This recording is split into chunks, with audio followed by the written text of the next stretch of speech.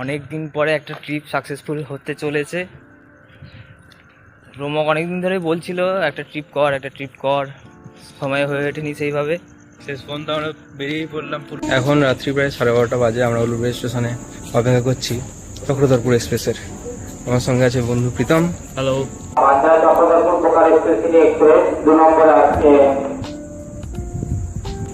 এখন উলুবেড়িয়া স্টেশনে ঢুকছে 18011 Howrah Chakradharpur express train. 10 minute লেটে ঢুকছে।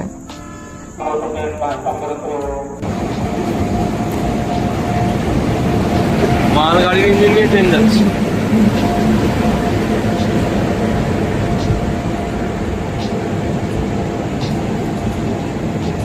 বেশি ভিড় নেই।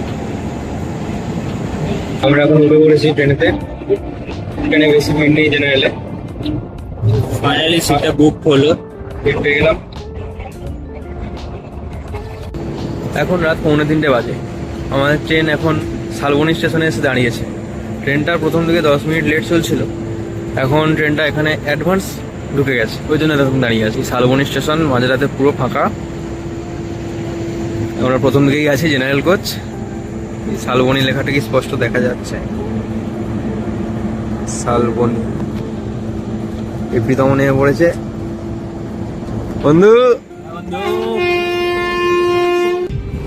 এখানে প্রীতম এগেকে একটু শুয়ে ঘুমানোর চেষ্টা করছে। এরপর ও উঠলে আমি একটু শুয়ে ঘুমানোর চেষ্টা করব। Good morning from Adra junction. Good morning. Train এখন আদ্রায় এসে দাঁড়িয়ে আছে। এই 18011 হাওড়া চক্রধরপুর এক্সপ্রেস। এক্সপ্রেসের এই পিছন দিকে আছে 18013 বোকারো স্টিল সিটি এক্সপ্রেস। সেটা এখন খোলাখুলি চলছে, ওই জন্য স্টেশনে দাঁড়িয়ে আছে ট্রেনটা। এই ইঞ্জিন ডব্লিউএজি ইঞ্জিন দিয়ে এখন প্যাসেঞ্জার ট্রেন চলছে, ঠিক আছে। আদ্রা জংশন। এই ইঞ্জিনটা দেখছে, এটা মালগাড়ির রানি। এই ইঞ্জিনটা মালগাড়ির রানি। এ শক্তি অপচয় করে এখানে দুটো ট্রেনকে একসাথে নিয়ে যাচ্ছে। ট্রেন এখন আদ্রা ছেড়ে পুরুলিয়ার দিকে যাচ্ছে। দূরে দেখা যাচ্ছে জয়চন্ডী পাহাড়। ট্রেন থেকে জয়চন্ডী পাহাড়ের দারুণ ভিউ। TTD5 আজকে টিকিট কাটা শান্ত।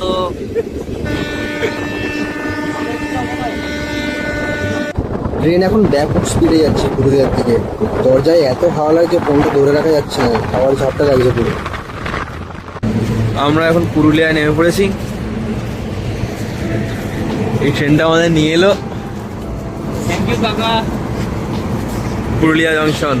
সূর্যোদয় হচ্ছে, এখন 6:45 বাজে। ট্রেনটা বেশ ভালোই এসছে, 20 মিনিট লেটে। আর শেষ পর্যন্ত আমরা নামলাম পুরুলিয়া জংশন। শেষ পর্যন্ত নয়, সবে শুরু হলো। থেকে নেমে স্টেশনে ফ্রেশ হয়ে এখন আমরা পুরুলিয়ার পথ ধরে হেঁটে হেঁটে যাচ্ছি। খেলতে নেবে নাকি? দুটো 6 মিনিট আসেন। এখানে খেলতে ইচ্ছা করছে। আমরা এখন হেঁটে হেঁটে কোথায় যাচ্ছি? বাইক রেন্টারে। আমাদের লোকেশন পাঠিয়েছে, লোকেশন থেকে যাচ্ছি। কোন দিকে এবার? সুন্দর আছে এদিকে।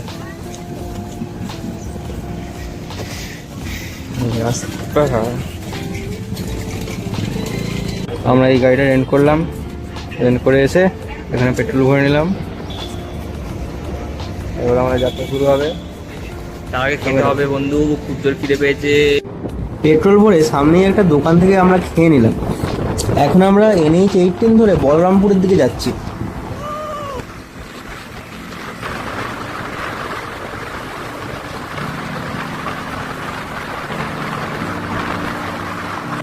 বেরোতেই একটা দুর্ঘটনা ঘটে গেছে।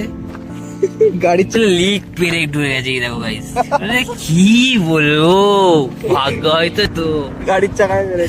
চল চল চল, লিক চালাতে হবে বন্ধু। শেষ পর্যন্ত একটা গ্যারেজ পাওয়া গেল, নাহলে এখানে তিনটে দেখলাম, তিনটেই বন্ধ আজকে। এবার এখানে চাকাটা খুলে নিয়ে সারাচ্ছে। একটা এরকম সাইজের একটা পেরেক ঢুকেছিল, গোটা একটা পেরেক। গাড়ির লিক সারানো হয়ে যেতে আমরা আবার এগোচ্ছি বলরামপুরের দিকে। NH18 ধরে যেতে ব্যাপক লাগছে, ফাঁকা রাস্তা, পুরো হাই স্পিডে যাচ্ছি।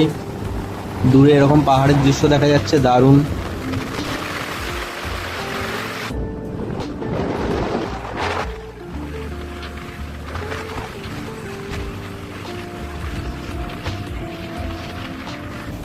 বলরামপুর এসে বলরামপুর মোড় থেকে আমরা বলরামপুর বাঘমুন্ডি রোড ধরলাম।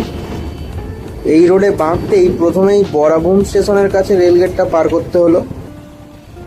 বলরামপুর থেকে ঝালদা রোড ধরতেই চারদিকের দৃশ্যটা পুরো বদলে গেল। সামনে প্রকট হয়ে উঠলো অযোধ্যা পাহাড়। গাইস ভিউটা শুধু দেখো সামনের দিকে।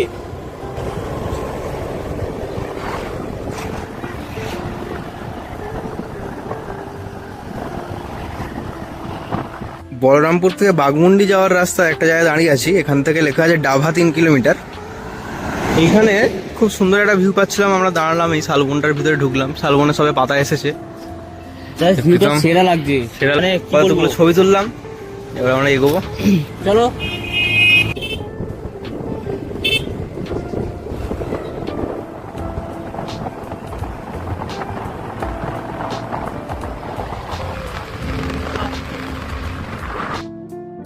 আমরা পাখি পাহাড়ের কাছাকাছি এসে গেছি। সামনেই যে পাহাড়টা দেখা যাচ্ছে এটা হলো পাখি পাহাড়।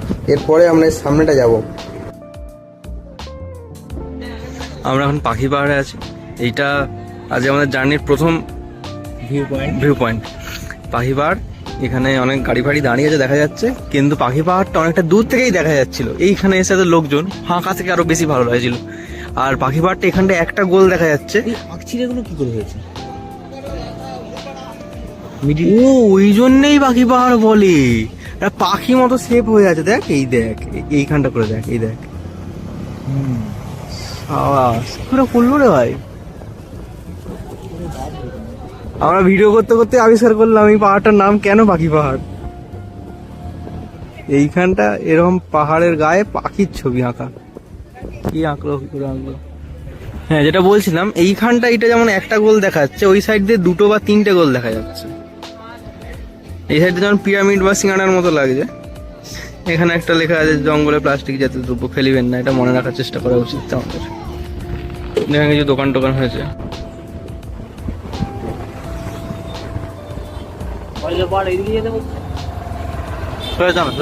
বাঘমুন্ডি পর্যন্ত যাই হবে।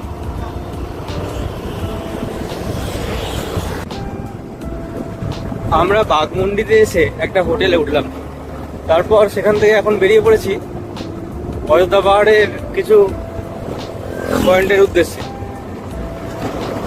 এই সামনেই অযোধ্যা পাহাড় দেখা যাচ্ছে, যদিও এখনো আমরা অযোধ্যা পাহাড় রেঞ্জের মধ্যেই আছি।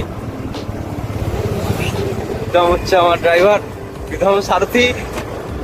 ভিডিওটা অনেকটা বড় হয়ে যাচ্ছিল, ওই জন্য এখানেই থামিয়ে দিচ্ছি।